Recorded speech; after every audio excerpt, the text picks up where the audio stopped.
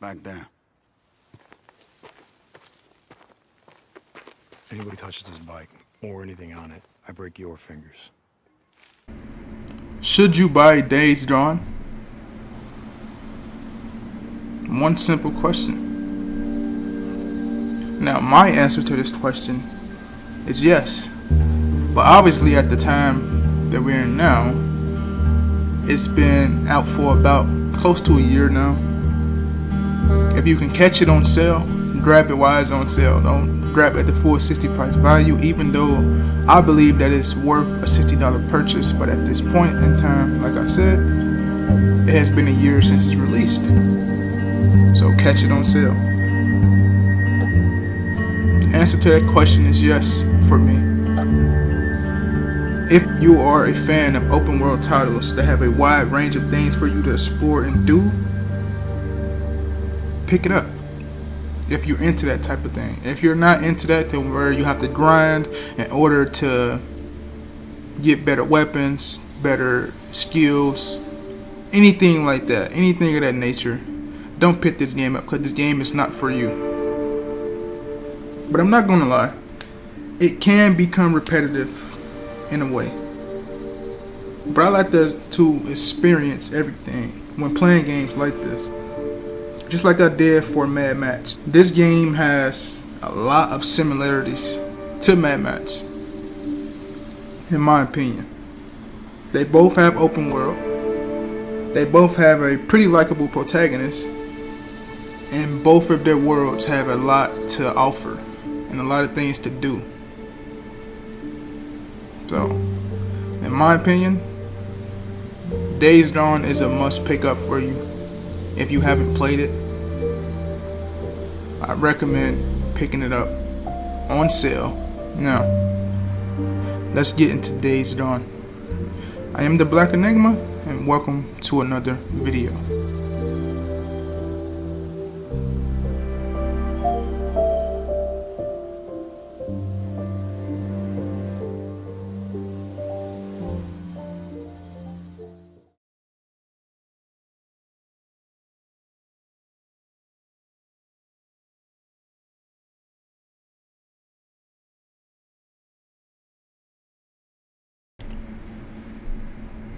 Days Gone is an action-adventure survival horror game developed by Ben Studios and published by Sony.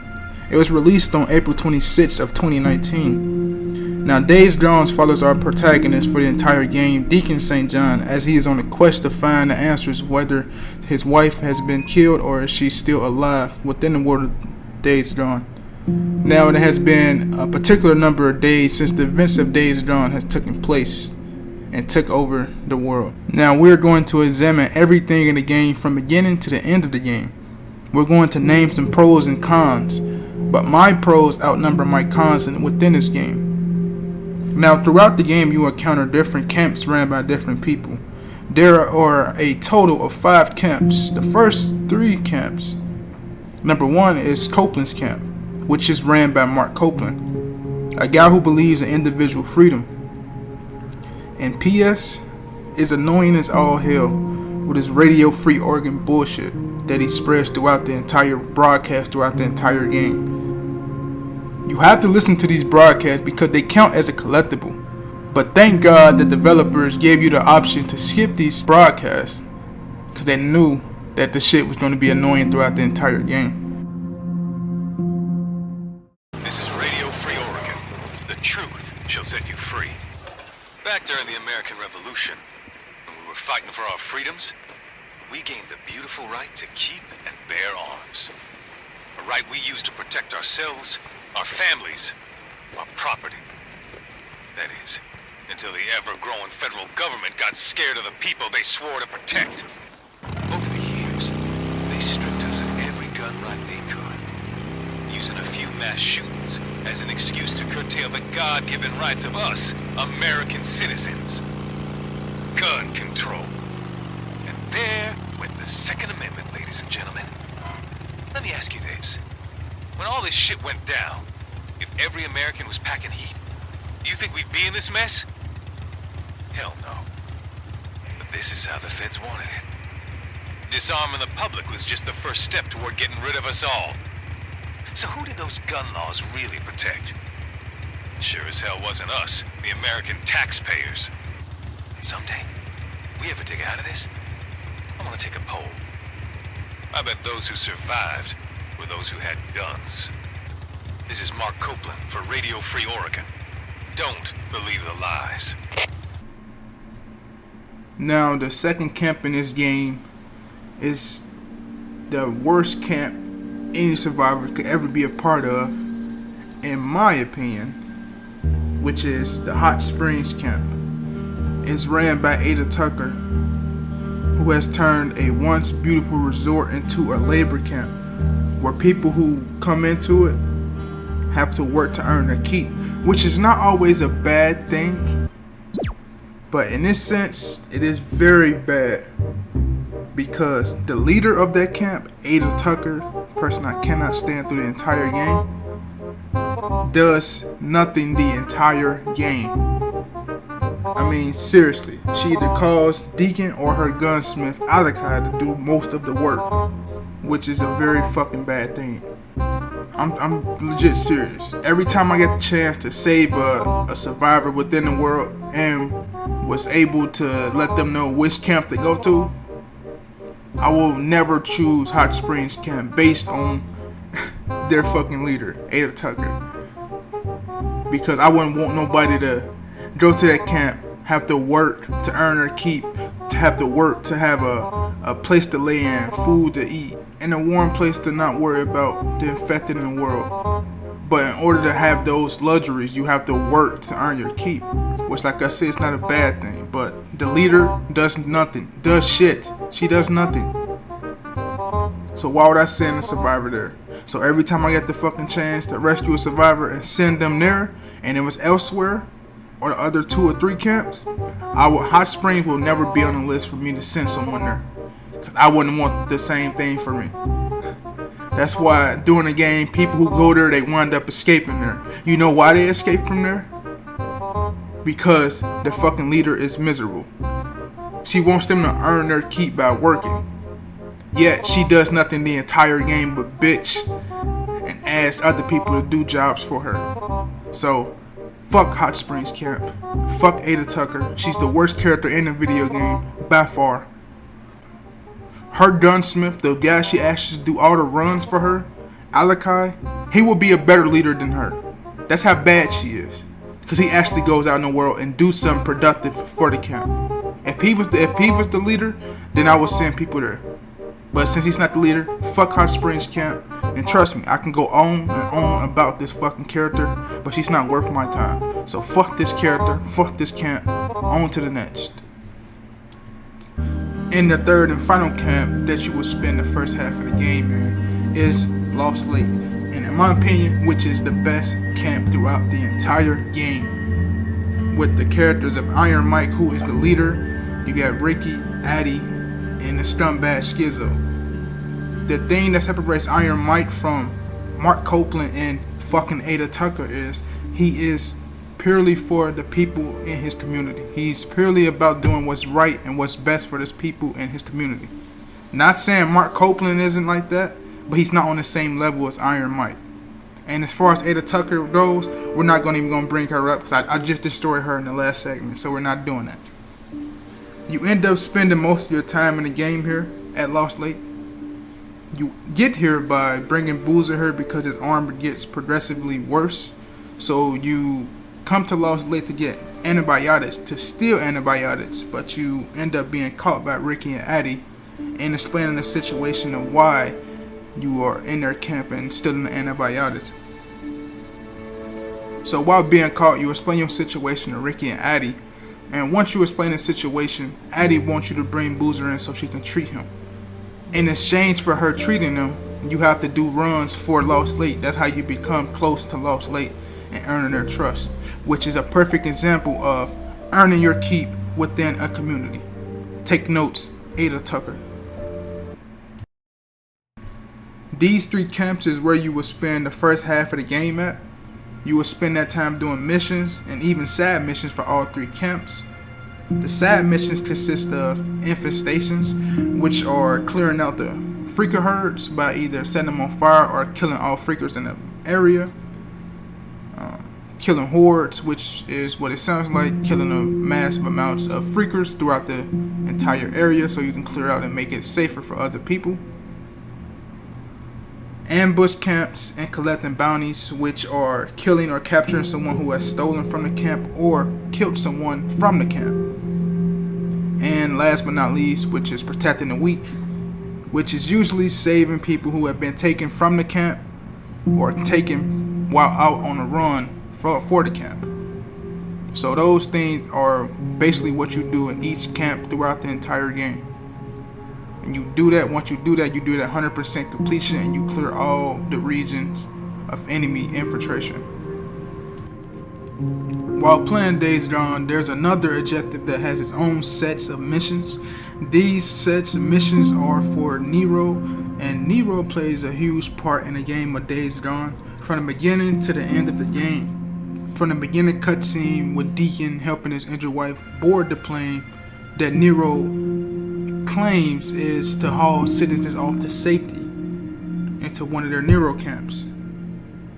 That's how the event starts. She winds up going missing, and Deacon is wondering where he can find the origins, if she is truly dead or not. But the guy that helped Deacon put Sarah on the plane on a Nero chopper is a guy by the name of O'Brien. And you find out he's alive, so you end up following him to get more information about Sarah. For each side mission you do and complete, the more information you get. Now, once you complete the majority of the missions, you end up meeting back up with O'Brien, where he finds Sarah's ID badge from where she used to work as a higher class scientist for Nero, which gave her and others like her as a specific protocol if something were to happen, as far as what the company has to do to keep officials like her alive during a case of an outbreak. So you find out there's a whole nother region in the world of Days Gone. So there's a strong possibility that Sarah may be alive and over in that region. Once you get over to that region, you encounter the last two camps in the game. The first one being Diamond Lake, which is ran by Corey, who is the second in command from the Colonel, who you don't know if you can trust at the moment you meet him. But he turns out to be a pretty cool dude once you get to learn and do stuff for him, and as the game progresses. Now, also in that region is the final camp that you encounter through the game, and that camp is Wizard Island, which is ran by the Colonel, who is batshit crazy, who believes that there is a war going on. He factored this thing up in his mind that it's a war going on, and from that you can tell that what type of person he really is. While in his camp, you know the drill already by now. You earn your keep. While at the camp, Deacon finally sees his wife Sarah is truly alive. But once Deacon is trying to embrace her, something about Sarah is a little bit off. She's a little bit different. She's not the same. She's a high-ranking scientist now, who has turned into a legit badass. Neither one can believe what they're seeing. They thought each other was dead. At least that's what they were told. While in a camp, you do the most to earn the trust of everyone there. You do that by start completing the missions. You really figure out what's going on here. The Colonel is crazy as hell, kind of like the governor from The Walking Dead. He believes the real war is not with the freakers, but with the people in the other region. So Lost Lake, Hot Springs, and Copeland's camp. This all comes to fruition when Schizo, a former survivor at Lost Lake, turns on Lost Lake and comes to Wizard Island to give Deacon's true identity up to the Colonel. And in my opinion, Schizo is the main antagonist of the game, because he does everything that gets Deacon caught, even when y'all was sneaking early on in the game in a freaker infiltration. He does something to get Deacon caught, and Deacon had to fight his way out of it. And once he fights his way out of it, he gets caught by the Rippers anyway. So Schizo is the main antagonist through the entire game for me. Once all that happens, Deacon is captured by the Colonel again, only to be let go by Corey, because he realized the Colonel is out of his mind and realized what the Colonel is doing isn't right. The only resource you need in a time like this is people. And with that being said, Corey leaves the story after telling Deacon the Colonel is heading to Lost Lake to wage war on the citizens of the camp, thanks to Schizo. Once Deacon is aware of this, he contacts Lost Lake to warn them about what's coming so they can be ready. But about time Deacon makes it to Lost Lake, damage has already been done. A lot of casualties, injured campers, and a massive blow to the Lost Lake campers. The leader, Iron Mike, has been shot and isn't going to make it and ends up dying, which is a sad sight. After all that happens, Deacon leads the rest of the camps into battle against the Colonel, and he ends up killing Schizo. Sarah winds up poisoning the Colonel, and Deacon and the rest of the camps strive on to continue Iron Mike's belief of making the world a better place.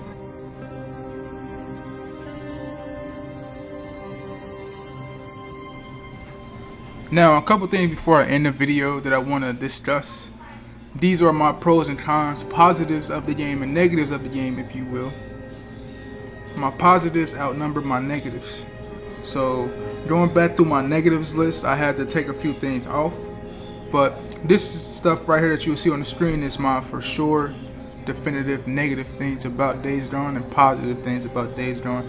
So let's just get through the negatives and knock them out the way real quick. My negatives are frame rate, the repetitive nature of the game, the devices, the items you use, such as the noise maker. Not too much the grenades, Molotovs, and the Molotovs and grenades are the most things that don't help you out in the game.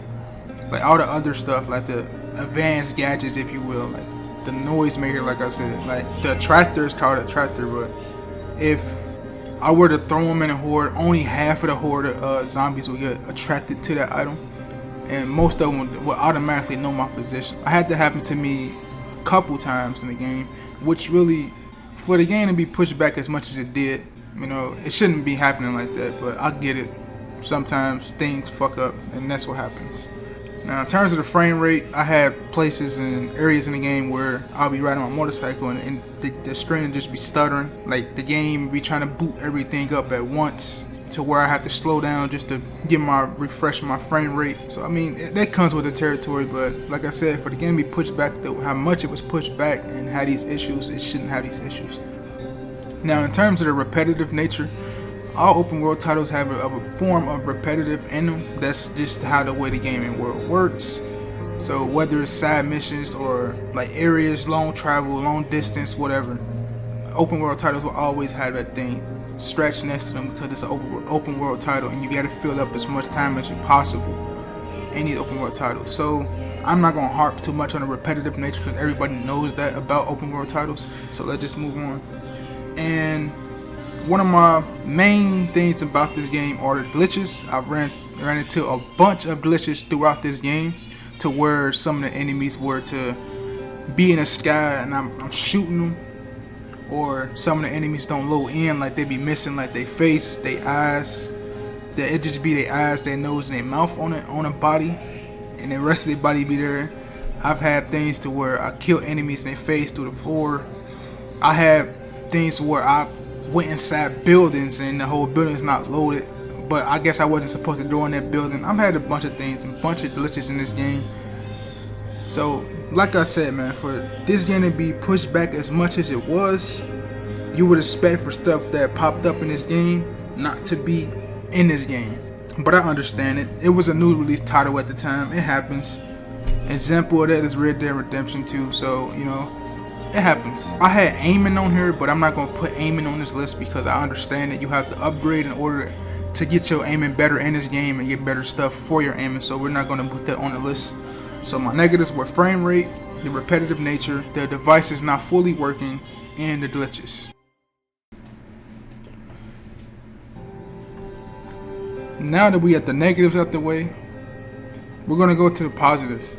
Positives of Days Gone, to me, are the story, the open world, the combat, the characters, the hordes, the weapons, the upgrades, and the bike customizations. Now the story is pretty good. It's a generic story about the main protagonist finding his wife, cliche, whatever. But it's a good story. I like the characters. I like most of the characters in the game. The majority of the characters are good outside of a couple. And you know, by watching this earlier on, we already don't talked about one of the worst characters in the game, so we're not gonna harp on that. Combat's pretty good. The range of weapons you can use, from the pickaxe, the regular axe, the hatchet, sledgehammer, the baseball bat, the amount of customizations you can have on those melee weapons, you can craft add-ons to those weapons. Those are a huge plus, and they actually make a difference in that game. The upgrades, now this is where the game excels to me. It's the upgrades pertaining to your weapons, upgrades pertaining to your skills, your health, your stamina. Everything upgrade wise is positive because it helps you in the game. So I encourage people to please stick through the game. Don't quit the game based on the beginning when you barely have the means to fight off enemies, or have the weapons to fight off enemies, or you're aiming and shit and all that other stuff. It's get difficult from the beginning, but as you progress through the game, it's going to get progressively better if you stick with it and upgrade your weapons, your skills, and your health and your focus. I can go on and on about the upgrades. The details they put with the upgrades, like you get to focus like the enemies, like you get to focus while aiming, so you can just slow down time while aiming. You get to sense enemies in an area. You get to use better uses of your weapons. You get a whole bunch of things. Like at the beginning, you won't know where they at, but if you use your senses, you can look around and find things around the area, such as plants, herbs, whatever, like items, cars, ammo, whatever. Now let's get into the hordes. Now they did a very good job with the hordes in this game. The hordes are very, very tough. I caution people, do not go against hordes in the beginning of the game, because you will not have the means to take out a horde. Things you need in order to take out the hordes are Molotovs, the napalm Molotov, dynamite, tractors, the weapons, the heavy weapons.